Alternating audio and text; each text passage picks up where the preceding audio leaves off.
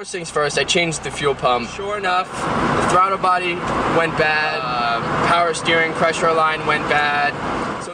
So this is my 2002 Saab 9.3 convertible.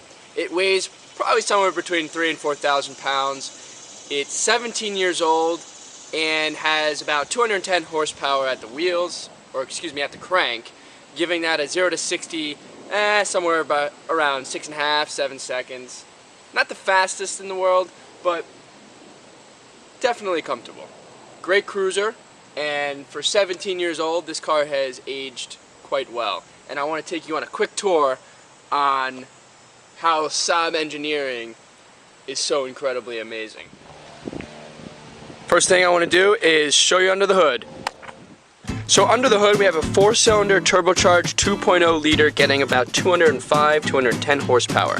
I don't even know what the torque is on this. I'll tell you this much, it's not that great. But on the highway, this thing's a cruiser. I mean, you can do 80, 90, 100, and even faster than that, and you don't even realize it because the turbocharger that kicks in. The other thing that Saab did here that's really amazing is the direct ignition. They were the first car in the industry to come out with direct ignition, which obviously, as you see today, is used everywhere in cars, and it's for fuel efficiency and of course power. This car, these engines are beasts. These are the original Saab engines, and if you wanted to get more power out of this, you can easily get over 300, 400 horsepower out of these things, especially on the bigger engine of the 2.3 liter. I know I had a 9.5 myself, and you can juice those things up, put an intake on, tuning, you can do the cams, you can do the turbos, you can do a lot with these things. Of course, the fuel injections and all that stuff to accommodate for that.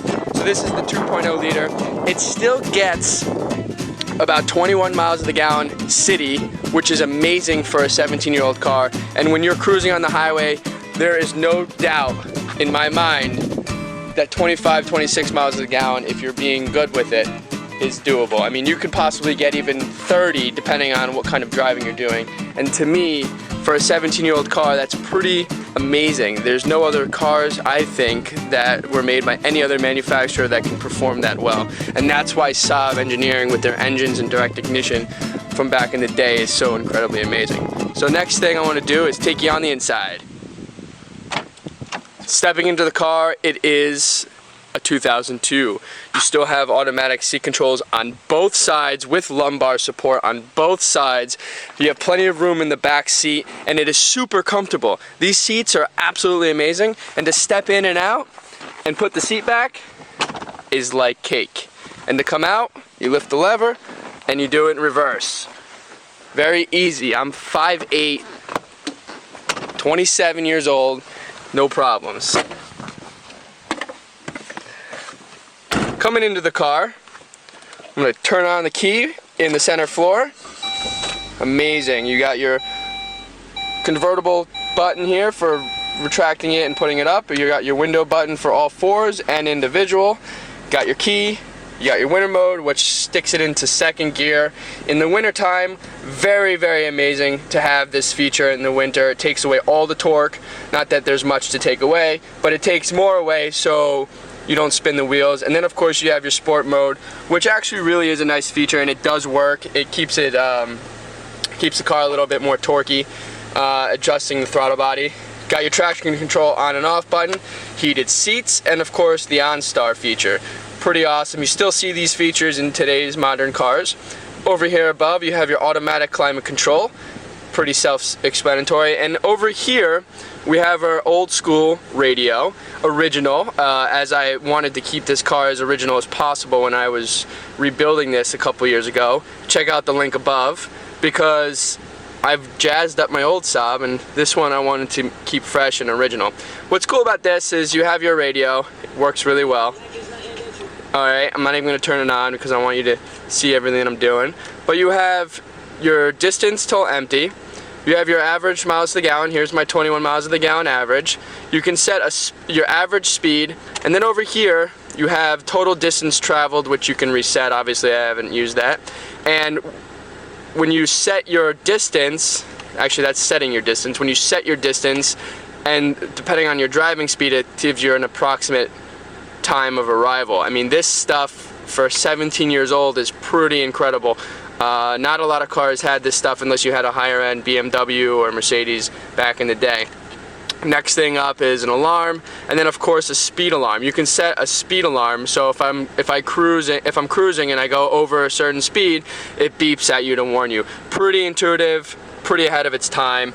On the center dash, luckily as a 2002 Saab owner with almost 147,000, no engine lights or anything like that, knock on wood. Don't want to jinx it. So that's the inside. Very comfortable in here, and the air conditioning blows so cold I wish you can even feel it. That's how cold it is. So now we're in the car and we're going to take a drive and tell you a little bit more about how it feels on the road. So this vehicle I purchased 2 years ago. In the spring of 2015, I found it for $1,000 on Craigslist. The guy was selling it and saying that it just needed an oil pump and that it would be fine. Needless to say, when I went to go check out the car, it sounded like shit.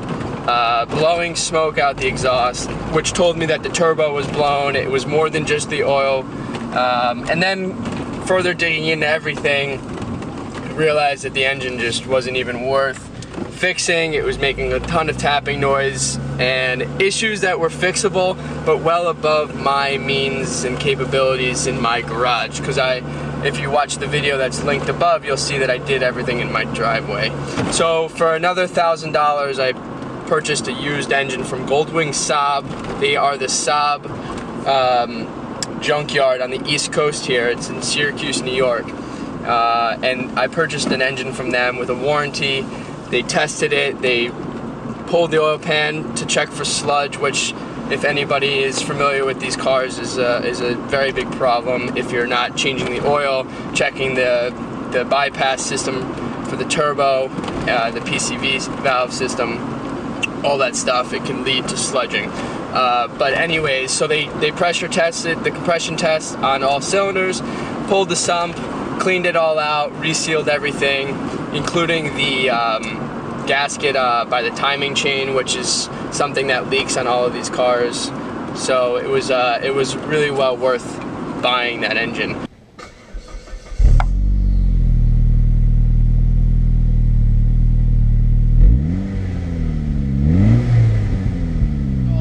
What made me keep this car is the interior.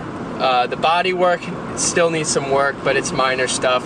For a 17-year-old car, it's not that big of a deal. It's got some scratches and some blemishes, but maybe I'll do a video on getting rid of the blemishes. And as you see with the windscreen, you know, there's no wind coming in here. It's very, very nice to drive. Put fresh tires on there, fresh alignment.